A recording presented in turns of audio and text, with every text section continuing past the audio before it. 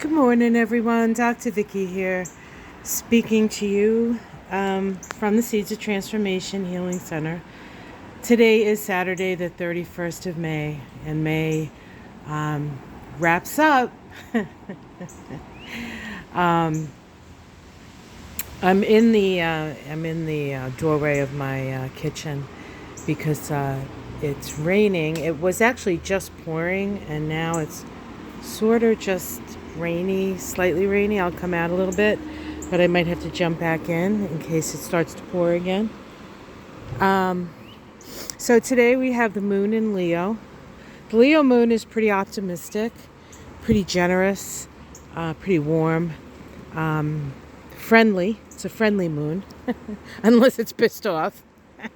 It's not particularly pissed off today, although the moon itself, not to say that we're not, but not the leading feeling today.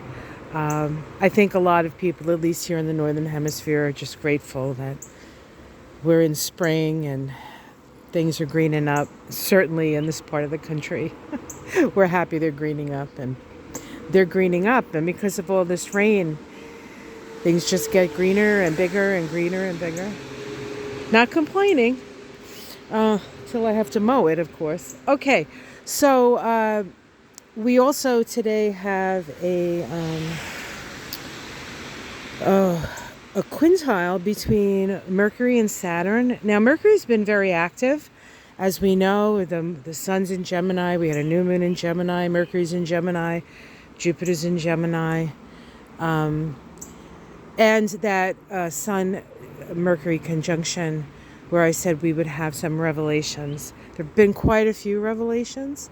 And also quite a few legal things come down this month. And now where some of those crazy ass presidential things have been found to be unconstitutional, with Harvard and the like, all kinds of stuff. To keep it straight, I think you need a ledger. And so things are coming to light. Things are coming to light as I expected they would. We also today have a quintile. Yesterday we talked about the biquintile. Today we have a quintile between Saturn and Mercury. Did I already say that? I might have already said that. But in that respect, practical thinking, getting our minds really clear. And it may be that this is the first time since probably the election where we have felt a clarity of mind. It helps that things have been going, I guess we could say, in our direction. Of course they should, because the other direction was completely illegal, but that never stopped 47. So even besides the political stuff, you may actually be feeling clearer than you have in a long time. And then we do have a semi-square between Chiron and the Sun. This is part of the Sun-Chiron synodic cycle. It's sort of the second part of it. The first is the conjunction. The second step is the semi-square, and this is the point where we start to take the realizations, the illuminations that occur at the conjunction, because the sun, whenever it touches something, illuminates something. And Chiron is the wound, and we can see a deep wound that we hold. It's a wound around the rights to yourself, wounds around the right to live, who gets to live, who gets chosen to not live, right? We think about these poor children, babies, mothers, elderly in places like Gaza, whole villages displaced and starving, and not being given food aid in places like Sudan. And it just could go on and on.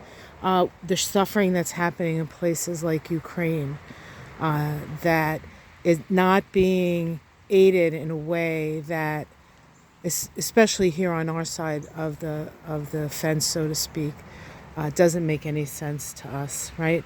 So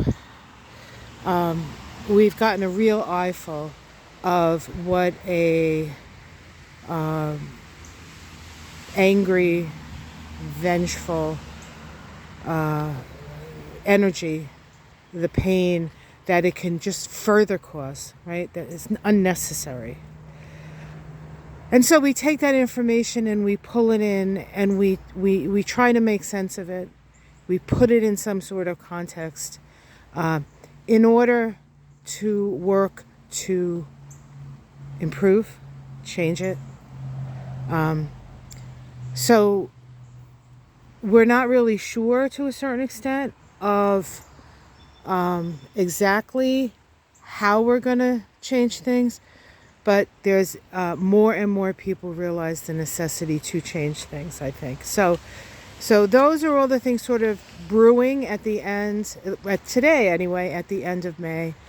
Of course, June, we're just on the precipice of a new month with June, and we know it's going to be a very exuberant Gemini energy month, and then it shifts into a very emotional Cancer month. And so there's a lot ahead for us. And one of the things I would suggest, just standing here at the end of May and looking out over the horizon to June, the importance of nurturing and taking care of your nervous system is going to be a very important part of this time. So make sure that you get your rest, and support your nervous system in the ways that you can. B vitamins are good. Mushrooms are great for the nervous system. You do your research. See the kinds of foods that are best for that. Make sure you do the rest.